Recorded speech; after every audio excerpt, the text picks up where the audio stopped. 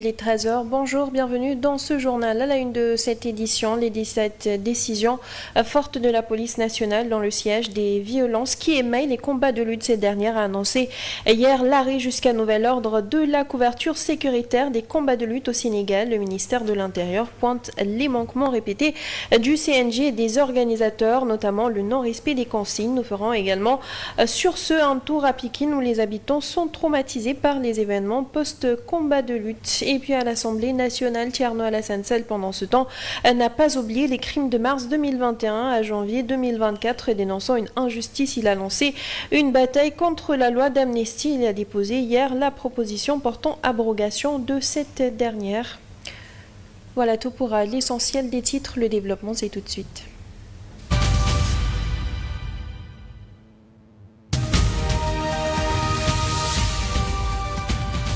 Nous le disions tantôt, des questions sécuritaires pour commencer ce journal avec les violences qui émaillent les combats de lutte. Le ministère de l'Intérieur a annoncé la suspension de la couverture sécuritaire des combats de lutte sur l'ensemble du territoire national et ce jusqu'à nouvel ordre. Une décision qui fait suite à des événements survenus lors du combat de lutte entre les lutteurs Franc et Ama Baldé, un retour à la violence qui avait pourtant disparu au travers des précédentes mesures adoptées. Grégoire Gomme pour en dire plus. Tout un carnage, un désordre total auquel on assiste à chaque grand combat à l'arène nationale. Des questions autour de la sécurité encore et toujours subsistent.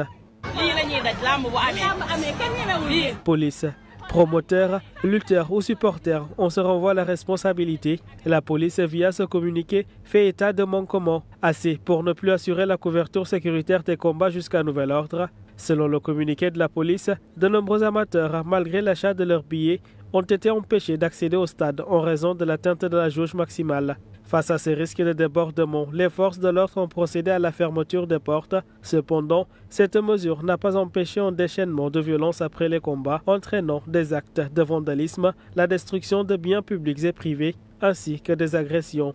Le drame a culminé avec l'agression mortelle d'un jeune dans la banlieue dakaroise.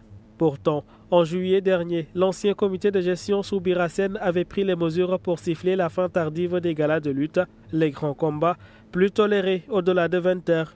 Birassène n'avait pas manqué de rappeler dans une note les pénalités financières, le temps de préparation des combats préliminaires strictement limité, une batterie de mesures portant un intérêt au respect strict. Toutefois, ces rectificatifs avaient provoqué l'ire des acteurs. Avec l'arrivée de Malick Ngom, on a eu un retour aux vieilles pratiques.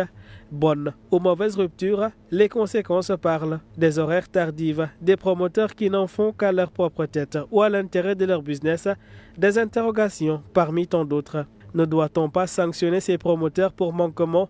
Ne sacrifie-t-on pas ces lutteurs et tout ce beau monde autour de cette activité sportive? Personne ne veut trancher. Où va-t-on avec ces pratiques qui coûtent énormément à d'honnêtes citoyens? Le monde de la lutte attend de voir la suite.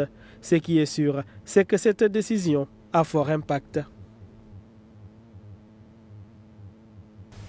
L'après-combat de lutte, toujours, les habitants de Pikine vivent dans une psychose indescriptible en raison de la répétition des séries d'agressions, les vols à l'arraché, les petits commerces même sont paralysés. Ils dénoncent ces actes malsains et sollicitent des mesures fortes pour que leur sécurité et quiétude dans leur zone soient assurées.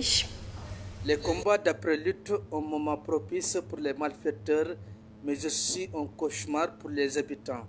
Il se passe toujours des agressions, vol à l'arraché, une situation que déplorent les habitants.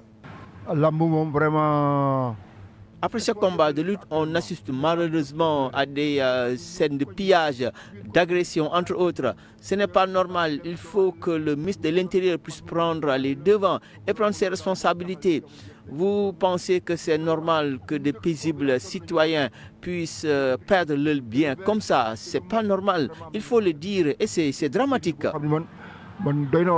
J'habite à Pikine, à chaque fois qu'il y a un combat de lutte. Nous sommes les grands perdants.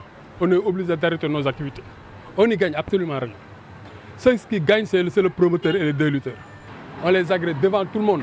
On n'y peut rien faire. Face à cette situation alarmante, il est temps d'agir efficacement pour mettre à l'abri les populations contre ces faiseurs trouble qui sème la terreur. On appelle au ministre de l'Intérieur et au gouvernement qu'on a déjà mis en place de prendre leurs responsabilités, de prendre des décisions fermes par rapport à ce fléau. À 18h30, 19h, on peut bien siffler le grand combat et que ça finisse tôt. Il faut qu'ils appliquent ces mesures. Mais des combats de lutte qui vont jusqu'à 21h, 22h, 23h, c'est trop, vraiment. C'est difficile. Hein? L'État doit prendre des mesures. Les populations dénoncent la psychose qu'elles subissent après chaque combat de lutte organisé à l'arène nationale de Pékin. Direction l'Assemblée nationale, Thierno Alassane Sall ne veut pas passer l'éponge sur les atrocités commises entre mars 2021 et mars 2024 dans le cadre des tensions politiques qui ont secoué le Sénégal. Le député honorant une promesse électorale a déposé donc ce mardi un projet de loi pour l'abrogation de la loi d'amnistie votée l'an dernier. Selon lui, les responsabilités doivent être situées.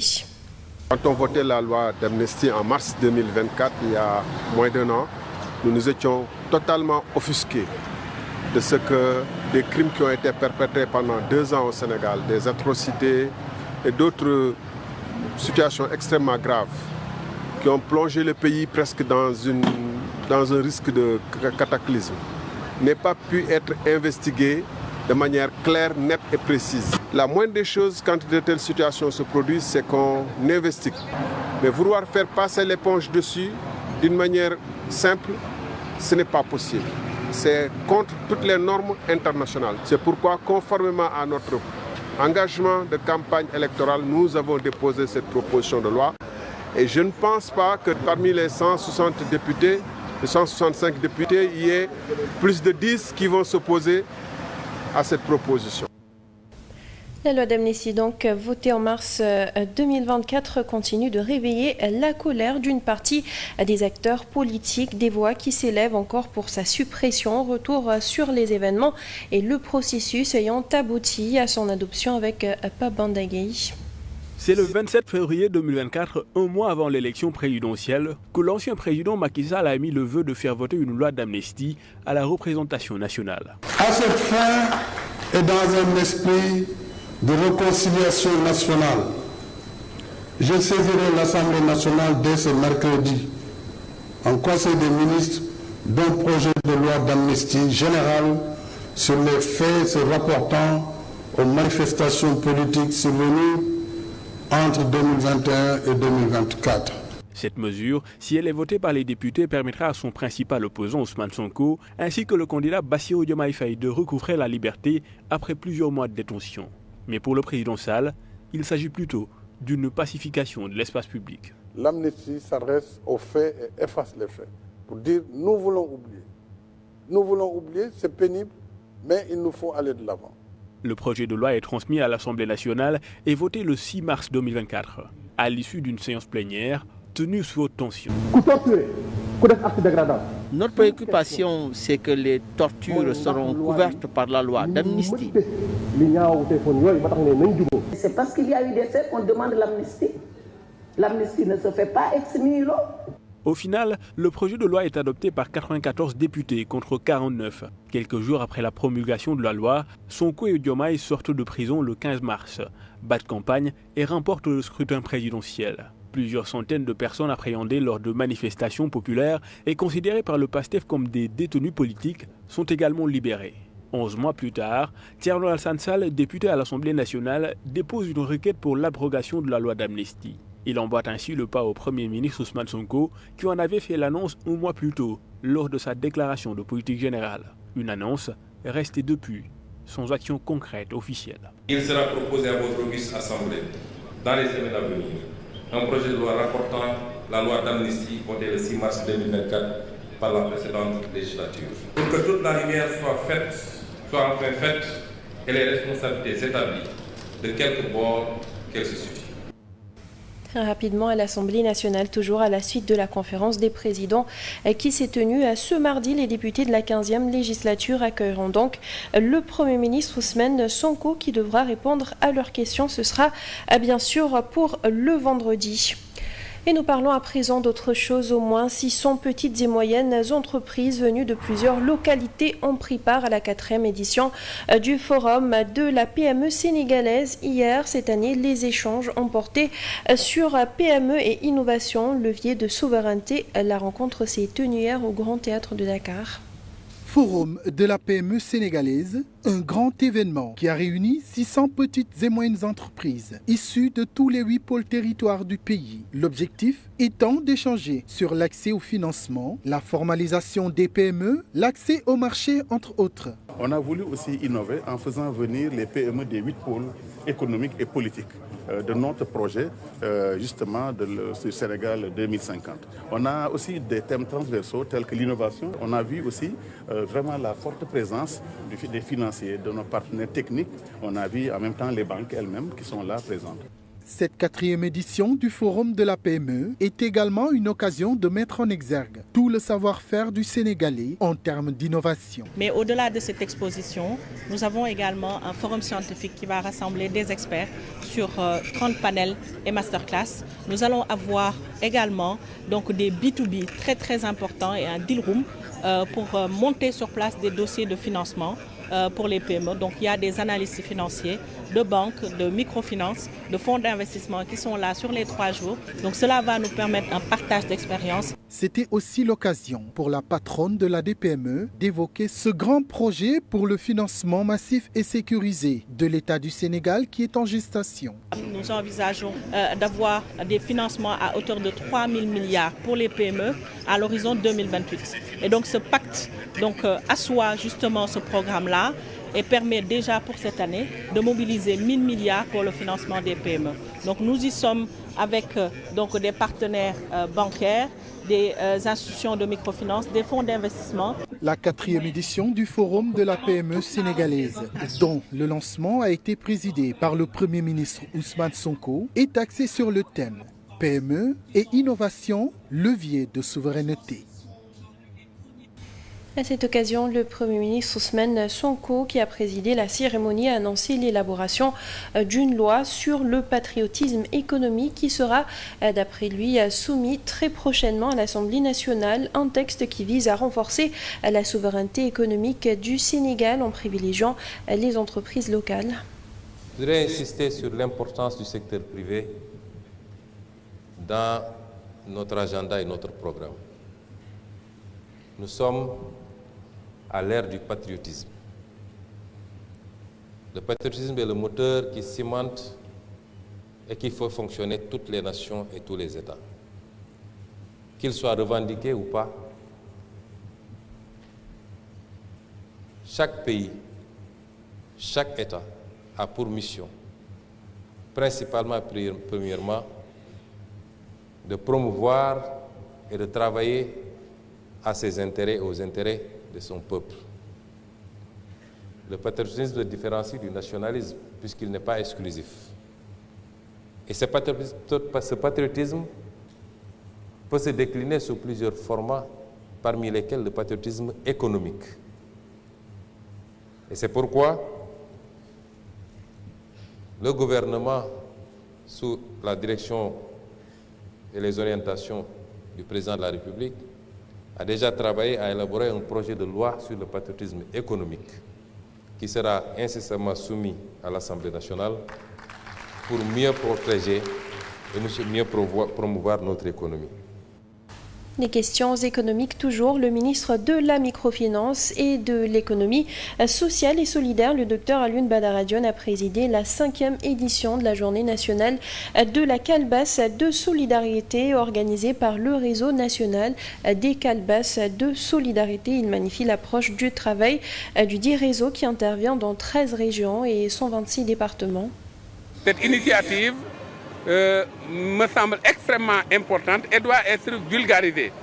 Autrement dit, nous devons penser à systématiser cela à travers tout le Sénégal et à travers toutes les organisations d'économie sociale solidaire. Et c'est la raison pour laquelle le programme d'appui à l'économie sociale solidaire que nous allons lancer dans les prochains jours va prendre les femmes qui sont dans cette organisation comme des partenaires pour aller dans le sens du renforcement des capacités et du renforcement de la productivité, mais également du dynamisme communautaire qui gravite autour des calebasses de la solidarité. L'espoir est permis parce que la systématisation de l'économie sociale solidaire, autrement dit, la variable consommation, est un levier extrêmement puissant pour avoir une économie résiliente. Autrement dit, nous avons décidé de promouvoir les produits d'économie sociale solidaire à travers 4 types d'interventions. Pendant ce temps, les acteurs du tourisme demandent à ce que des assises du secteur soient tenues pour Pape Béranger Ngom, qui est le président de l'association des professionnels de l'hôtellerie et de la restauration. Le Sénégal n'est aujourd'hui plus une destination de choix en matière de tourisme. Selon lui, c'est dû à la cherté de la vie. Il appelle ainsi à de sérieuses concertations pour relancer le secteur. Tout le monde a perçu le Sénégal comme une destination chère. De ce point de vue-là, si on n'a pas compris que nous devons tout faire pour alléger en tout cas les coûts de voyage et les coûts en restauration et hébergement, c'est parce qu'on n'aura rien compris. Parce que nous avons des pays voisins qui sont à côté, qui offrent les mêmes potentiels que nous et qui sont 10 000 fois moins chers que nous. Malheureusement, elle a été une destination de choix, mais aujourd'hui avec la cherté de la vie, et puis comment aujourd'hui la situation mondiale se passe, très franchement, le Sénégal n'est plus vraiment une destination de choix. Il est crucial aujourd'hui de faire face aux réalités économiques de notre pays. Aujourd'hui, avec le nouveau régime qui est venu, nous savons tous que tout le monde, ils sont en train de pleurnicher de gauche à droite. D'autant plus qu'ils ont eux-mêmes brigué le suffrage des Sénégalais. Aujourd'hui, se lamenter, on n'est plus à l'heure de se lamenter. Je pense qu'aujourd'hui, il faut fermer la porte du passé, ouvrir la porte du futur. En tout cas, il faut livrer les Sénégalais un discours rassurant. Mais nous livrer un discours pour nous dire très souvent que l'ancien régime a fait ça ou ils ont manqué de ça, on n'est plus à l'heure. Il faut appeler les assises nationales du tourisme, s'asseoir autour d'une table, définir une politique sectorielle claire et efficace pour que, en tout cas, nous puissions ensemble relancer le secteur de manière inclusive. Embrasement du Front social pour Souleymane Joël Mané, c'est parce que l'État refuse de dialoguer avec les centrales syndicales. Par ailleurs, il dénonce les vagues de licenciements aujourd'hui dans les structures publiques. Il oppose également son veto aux réformes annoncées par le gouvernement qui visent à résoudre les problèmes financiers du pays. Le Front social est en ébullition. Des mouvements de contestation observés dans plusieurs secteurs. Des syndicats ont même entamé une grève générale. D'autres envisagent de leur emboîter le pas dans les jours à venir. Le cri de détresse des travailleurs devient de plus en plus perçant. Le pays bascule dans une crise sociale sans précédent, alerte le secrétaire général du syndicat national des travailleurs de la santé. Ce n'est pas acceptable et les centrales syndicales y mettront un terme. Vous pouvez compter, ça je peux vous l'affirmer ici, que les centrales syndicales mettront un terme à ces licenciements massifs. Parce que pourquoi? Ce n'est pas discuté. On met les travailleurs devant le fait accompli. On fait des ruptures de contrat dans n'importe quelle condition. Les choses ne se passent pas comme ça. Le pays ne leur appartient pas. Ce n'est pas un héritage qu'ils gèrent. Souleymane Joël Mané déplore la posture du gouvernement. D'après lui, l'État n'est pas enclin au dialogue. Ces gens ne discutent pas. Depuis qu'ils sont là, ils discutent avec qui? Ils ne discutent pas avec les gens. Ils pensent qu'ils sont omniscients, omnipotents. Il faut qu'ils arrêtent. Moi, je ne suis pas dans le compagnonnage à tous azimuts. Politiquement, on est ensemble. Je suis passif, je le réclame haut et fort. Mais sur le plan syndical, je suis de la synthèse, je suis de l'amour syndicaliste pur et dur. Il oppose son veto à la panoplie de réformes annoncées par le gouvernement dans le but de résoudre les difficultés de finances publiques que rencontre le pays. Des mesures telles que la réduction des exonérations fiscales et des subventions sur l'électricité et le carburant. Ce sera intenable et ce sera le début de la crise jusqu'à la fin de leur gouvernance. Parce que les Sénégalais ne l'accepteront pas. L'État ne peut pas se désengager sur tout. Tous les signaux d'alarme sont au rouge. Le gouvernement doit changer de paradigme en adoptant une démarche plus inclusive s'il veut redresser le pays sans faire trop de victimes collatérales, d'après le secrétaire général du Centras. On termine cet après-midi avec un micro-trottoir, la baisse des salaires annoncée par les autorités sur certains postes des Sénégalais. Se prononce sur la question, la décision est diversement appréciée. Pour certains, il le faut, car, disent-ils, le pays traverse des moments difficiles. Je pense que parfois, quand un pays traverse des difficultés, il est bon de faire quelques sacrifices. Et si baisser son salaire est la solution pour vraiment aider le pays, il le faut. Le salaire est quelque chose de sacré. L'État ne doit pas toucher les salaires, c'est injuste. Ce que nous percevons comme salaire ici au Sénégal est insignifiant. Donc pour moi, c'est une mauvaise idée. S'ils peuvent serrer la ceinture comme les citoyens lambda, diminuer leur salaire, ce serait une bonne chose. Le Premier ministre nous avait promis de tout transformer en 2 mois, une fois au pouvoir. Donc ils n'ont qu'à trouver des solutions. Il ne faut pas qu'ils touchent à nos salaires. Si je dois donner l'exemple, pour que le Sénégal soit dans de meilleures conditions, je le ferai sans hésiter. Actuellement, le pays traverse des moments durs. Place tout de suite à la revue de presse.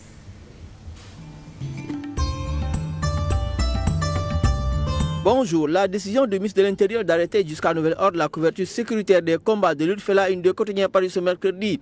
Pas de sécurité, pas de combat, sont l'Observateur qui fait état de la mort du jeune Babacar Diagne tué lors du combat de lutte entre Franc et Ama Baldé. Sur le journal, le ministre de l'Intérieur a pris la décision de ne plus assurer la couverture des combats de lutte.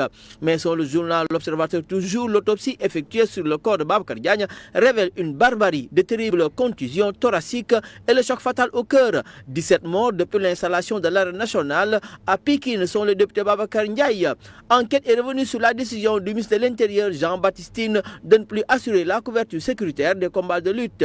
Décision motivée par les manquements du Comité national de gestion de lutte et des acteurs impliqués relativement aux scènes de violence. Notez le week-end dernier, Tribune pointe le non-respect des horaires de démarrage des grands combats de lutte, lesquels sont souvent suivis d'actes de vandalisme, d'agression et de destruction de biens publics. La police en conséquence décide d'arrêter jusqu'à nouvel ordre la couverture sécuritaire des combats. Les Échos indiquent que la police quitte l'arène en évoquant à son tour des violences avant, pendant et après les combats de lutte. Plus de couverture sécuritaire, plus de combats de lutte. Autre sujet, c'est la sortie du Premier ministre Ousmane Sonko contre l'affairisme d'État abordé par les journaux. Les Échos lui assimilent la sortie du Premier ministre Ousmane Sonko à une mise en garde au secteur privé avant de reproduire les propos suivants du Premier ministre. Il n'y a cependant pas que des mises en garde dans les déclarations du chef du gouvernement. Ousmane Sonko a également promis soutien à tous les acteurs privés qui veulent travailler sérieusement et honnêtement. Sur le Soleil, Ousmane Sonko, qui présidait mardi l'ouverture de la 4e édition du Forum de la PME-MPI, a assuré que son gouvernement est déterminé à mettre fin à certaines pratiques comme celles permettant à une partie du secteur privé de s'enrichir grâce à des surfacturations sur des marchés attribués non transparence en entretenant des relations privilégiées avec les pouvoirs publics. L'AS, par exemple, note que le chef du gouvernement a profité de ce forum pour siffler l'affaire de la récréation concernant le clientélisme et le népotisme sur les marchés publics. Même son de cloche pour l'Obs quotidien qui titre « L'affairisme d'État s'est terminé ». Ousmane Sonko annonce dans la même veine un nouveau paradigme économique. L'info embauche la même trompette et écrit que Sonko en guerre contre l'affairisme d'État, une bonne partie du secteur privé qui s'enrichissait selon Sonko à coup de surfacturation de marchés grassement accordés arpentant le palais, créant des accointances avec les pouvoirs publics. Le quotidien lui s'intéresse plutôt à l'exploitation du gisement de gaz dénommé Grand Tortue Ahmeyim. Le Premier ministre a indiqué mardi que l'ancien régime avait pris l'option de liquéfier presque tout le gaz et de l'exporter en nous laissant dans une situation à continuer à importer des hydrocarbures pour alimenter nos centrales. Sud Quotidien traite des vagues de licenciements dans certaines entreprises et agences avec l'activation des plans sociaux dans certains cas, ce qui met en péril l'avenir des travailleurs dans un contexte difficile. Le journal cite le cas du Grand Théâtre, du port autonome de Dakar et du ministère de l'Énergie. En sport record sur la Ligue des Champions, le match entre Real et City prévu ce soir. Un cadre va sortir ce soir, titre record. Bonne lecture. C'est la fin de ce journal. Merci à vous de l'avoir suivi. À 14h, vous avez le Wolof. Merci, bonne suite de programme sur la 7 TV.